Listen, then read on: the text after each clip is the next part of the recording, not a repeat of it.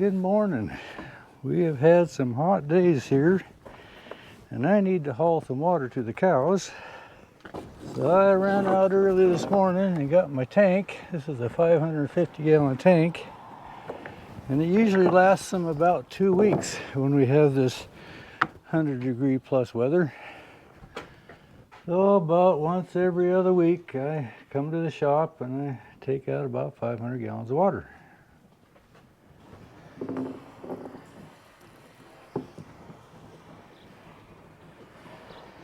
And it takes about an hour to fill this, so I can get a few odds and ends done in the shop.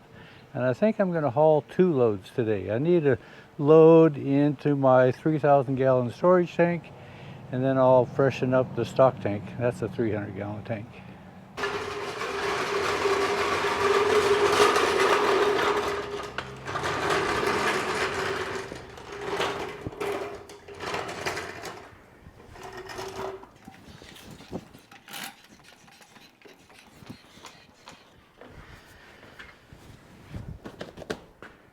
Well, y'all know I put 1 coat on the wheels of this manure spreader, and I do this kind of different than a lot of folks do. I get a lot of questions about this. Why don't I prime?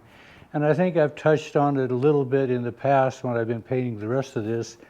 My primer becomes my first coat of paint, and why it makes it a primer is I thin it down 30% with thinner, so it's real thin and it soaks into this hardwood, which makes the primer coat.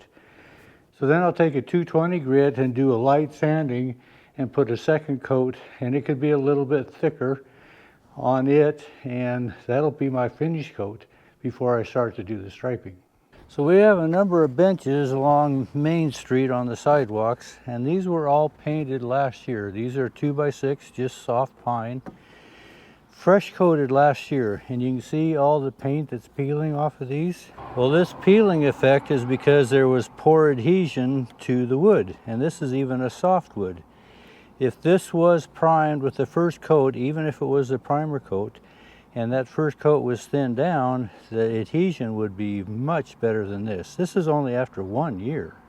And this is another bench, same thing, but I actually watched this one being painted, and there was no primer at all. They just took an acrylic latex and painted onto this bench, and you can see after 1 year how it's even worse. So that first primer coat is the most important coat of any paint job. These set outside all the time, and the weather's really tough on them. So when I compare the trim on my shop, it is the same pine trim, but you see there is no peeling on this. And this trim I painted probably 20 years ago, and the first coat that I put on that was my primer coat was thinned down linseed oil.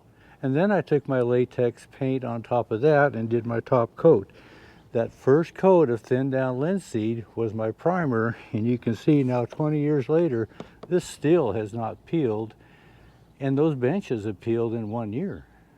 So I was advised about this approach probably 40 years ago by a painter who told me about this approach of getting that first coat adhesion thinned down is the major factor. Get it to stick. Now, I don't sand with a fine grit paper either.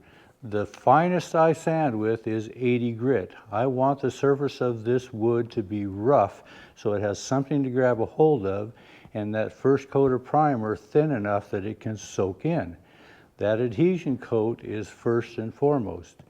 Now, whether you brush it or spray it, maybe up to discussion. I've talked to many old timers that will say the action of brushing will actually get that penetration deeper than just spraying it will.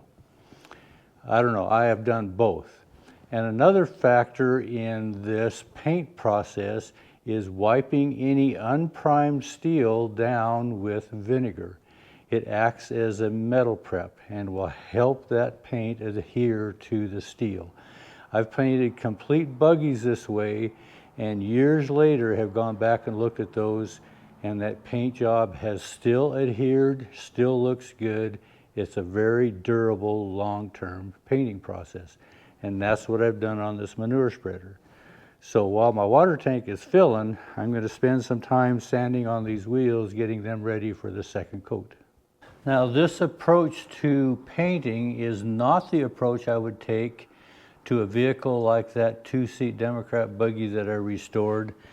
This approach will allow you to see all the wood grain. When I want a higher class vehicle to be painted and I don't want this wood grain showing, I don't take this approach. I do take the same approach with the first coat of primer. I thin that coat down 30% and paint everything with the primer, and then it is straight out of the can, reduced to whatever I need, whether I spray or whether I brush. And then all the sanding multiple times is in that primer. And that is the process of filling all this wood grain to where this wood then becomes to look like metal or plastic. It is completely smooth. But this approach here on this spreader, I don't need it to be that glassy smooth. I just need it to hold well, and that's more of a utilitarian farm equipment type paint job. A higher class buggy, stagecoach, that type of deal is a little different approach because there's a lot more sanding in the primers.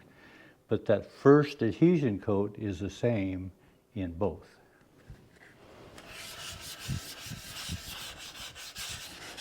So I don't need to sand this down to raw wood, of course, I think you all understand that. I'm just going to take the rough raised grain that happens when you put this thinned out coat on, kind of smooth that up, and then the next coat will adhere well and will actually give depth and protection to this paint job.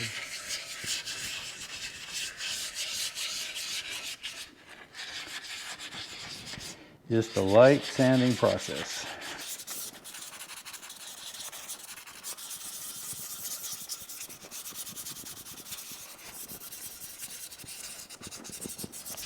This is not a glamorous aspect of carriage painting. It's just one of those necessary things you have to do. But if you don't want to do it again relatively soon, thin that first coat down. Get it to soak in and penetrate, and your work down the road will be greatly diminished.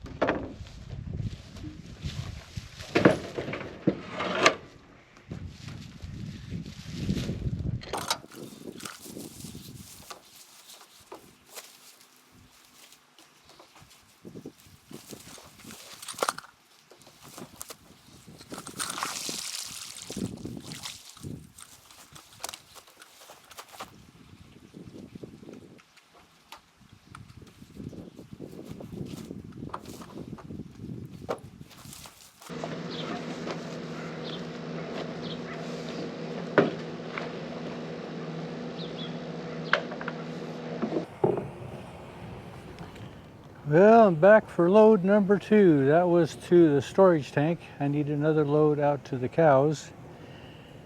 I think I might go find a shade tree here a little bit. Supposed to be kind of another warm day. I think we're headed for the upper 90s, maybe not quite the 100 we've had the last couple days. Some of you have asked when you stop by through the summer on your vacation how that winter storage tank has been working. And last year, I don't know if I told you this or not, last year I did a little experiment. You remember I put all the insulation inside, had about a R70 or 75 inside, and then I put a heat tape that was run off of a solar panel on my downspout before I ran it down to my spigot down by the corral. Well, I didn't hook up that solar panel last winter because I was curious to see, was it the insulation inside? Was it the straw bales outside? Was it the heat tape? Which one of those factors really kept the tank open? I had it through some, 32, 35 below weather, and it stayed open the year before. So this year I did a little experiment, meaning last winter. And so I put the straw bales outside. The inside, of course, is the same, but I didn't hook up the solar panel to the heat tape. And at about 20 to 25 below, I lost my water flow.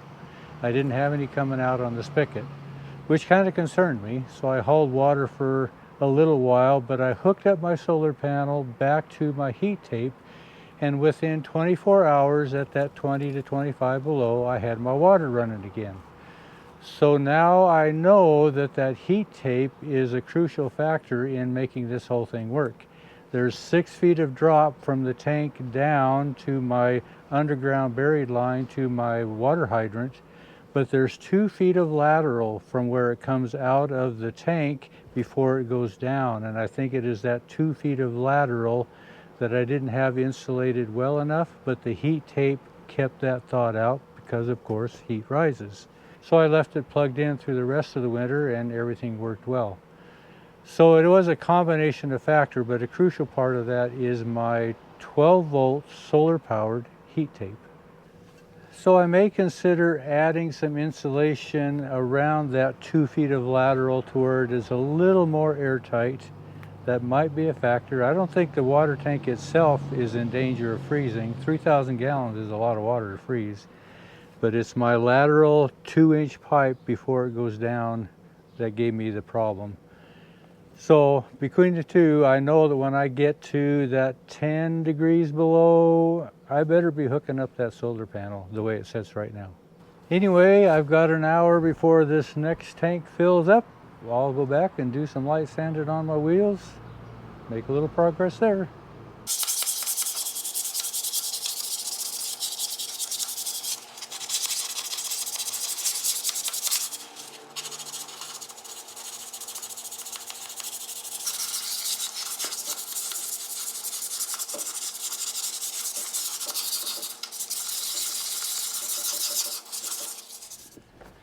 This gets to be kind of slimy. I have to clean it out every couple times, every couple loads. And they're always slobbering when they're eating grass. That's the way it goes.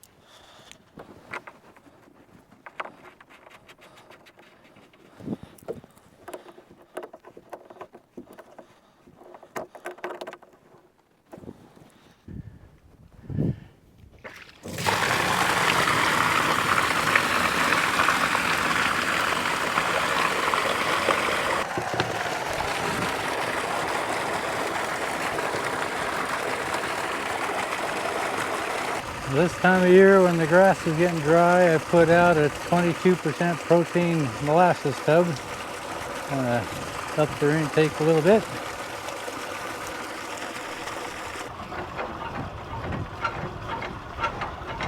I'll leave my trailer here. I can fill it as they drink it down.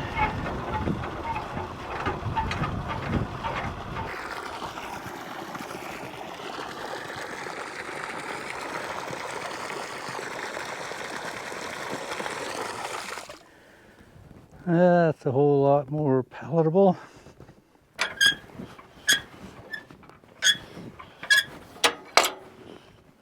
Kick us loose.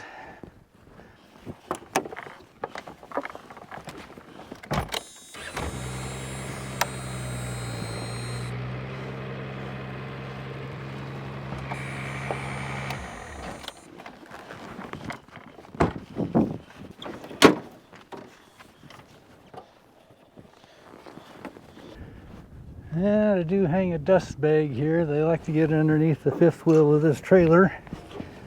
Get a little shade, and they also can dust themselves for flies.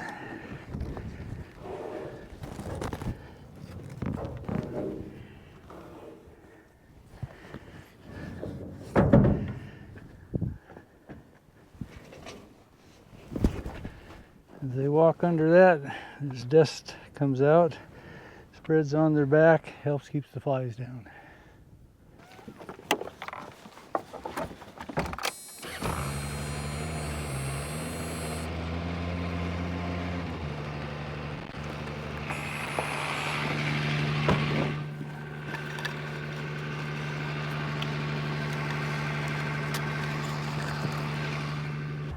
Can't leave my camera. Put on an old cow smile for everybody that's watching you. Huh? She's gonna calve in about a month and a half. That big old red steer, he's always in love with the neighbor's cows. He stands at the fence and just bellers at them. Well, Anna's down for the count, the morning nap. Looks like that redhead has decided to do the same. You know, I think probably most of you know by now that I have enjoyed my work here in the shop. The aspects of building carriages and wagons and buggies and the diversity of the different trades involved has kept my interest and has kept me going. I like this diversity. Kind of like going out to my little, what I call our playground. We have just those couple cows, and I like going out there. In fact, through the winter and through this summer as well so far, I go out just about every day. It's not a chore to me. It's a release to me to go out and listen to the birds, to see the grasshoppers, to talk to the cows, to water our trees that we're trying to get going. It is just a delight for me to go out there. And it is oftentimes said, if you find a job or an occupation that you love, you'll never work a day in your life. I don't know that I would go that far, because the reality is every job becomes work sometime. Even if you love it, it becomes a discipline. Kind of like sanding, it becomes a discipline. I like doing it, it's creative, but it is still work, it is still a discipline. So anyway, this has been kind of a combination. I've got a few things to do here on these wheels. I'm going to get ready to start striping and lettering on the side of this manure spreader, as odd as it seems, but it is very ornately finished. So I'm getting ready to do that, and like you saw me today, I hauled some water out. It's not a chore. I enjoy going out. I enjoy doing both things. But sometimes you just have to discipline yourself to get over that hump and keep on keeping on. You know, I appreciate you all keeping on, following along on these videos. I appreciate it. Thank you. Thanks for coming along.